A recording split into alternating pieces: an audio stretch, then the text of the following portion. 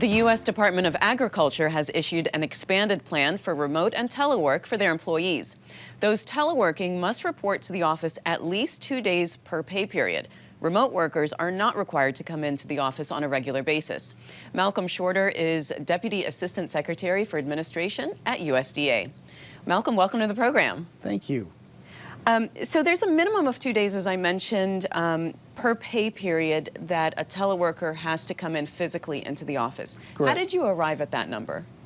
Well, I think the way we arrived at it simply was looking at what was the best way to be able to frame our workforce and allow them the flexibility and still be able to do the programmatic work and be able to get that out. Having the ability to come into the office 2 days out of a pay period, which is, allowing folks to work 8 days for telework, has made a tremendous impact on our workforce, allowing folks the flexibility, particularly during this pandemic, and having to understand that we have to do business in a new way, and our workforce really does appreciate that. But why not do maximum telework? Why not say, you don't need to come in for those 2 days. You can be teleworking all the time.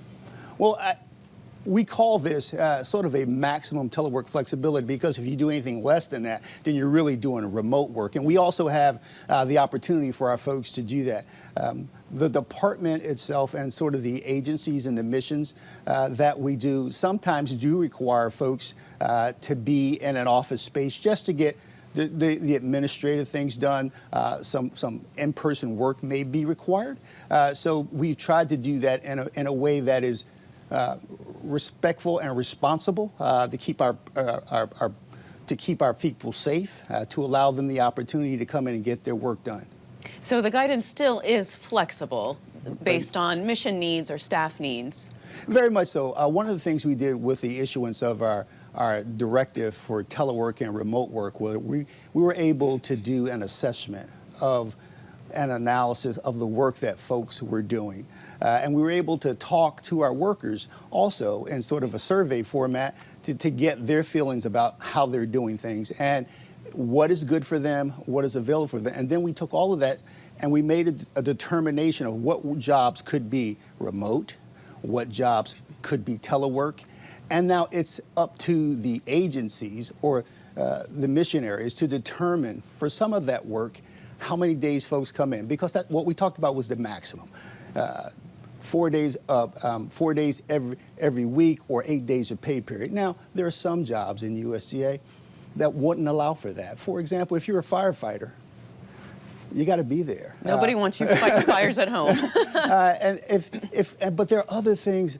The vast mission of the department requires that sometimes folks have to be on site. And so we're trying to be responsible on how we have that happen. If you're a farmer or a rancher or a producer and you want to go into one of our local service center agencies, they want to be able to come in and talk to someone. So we have to have that person available. If you're a farmer, a rancher, a forester, and you're out on your land and you want someone to come and talk to you about conservation or how you're doing things, you also want someone to be able to come and do that. So we're trying to weigh what is best not only for our employees, but what is best for the American people and for our customers. So let's talk about remote workers. Mm-hmm. How does locality pay work for that? Well, locality pay is what is determined by the Office of Personnel Management. But if you are a remote worker and your locality pay is tied to where you physically reside or where you physically work. For example, if you're a remote worker that may have a job, the job is in Washington, D.C., but however, you're remote working in somewhere in Ohio, yeah, then your locality pay would be tied to Ohio, not necessarily Washington, D.C. So how does this policy specifically improve diversity at USDA? Diversity, inclusion, accessibility are the things that we're trying to infuse more into our workforce. This policy of telework and remote work allows folks who never really thought they had an opportunity to work in federal government, not just USDA, but federal government, an opportunity to apply.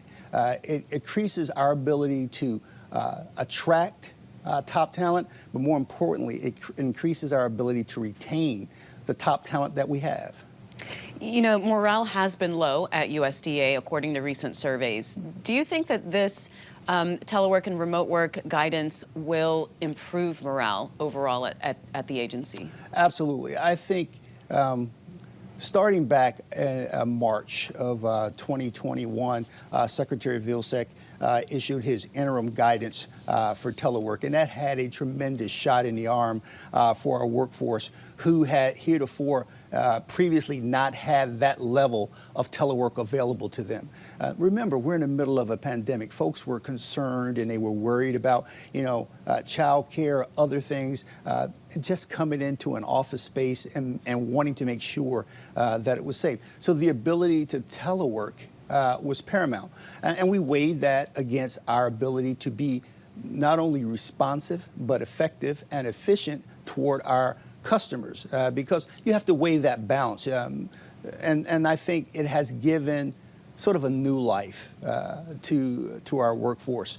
I won't say that it has solved all problems, but what they do know is that the leadership under Secretary Vilsack and Deputy Secretary Bernal are listening. And very quickly, is this a permanent shift or does this depend on the pandemic?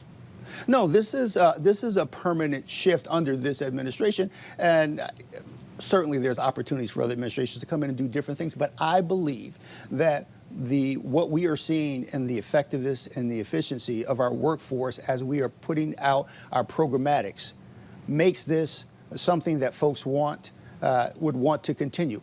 Part of what we're doing is that this isn't a remote work policy or a telework policy that we've written and we're going to throw it on the shelf. This is a living, breathing document.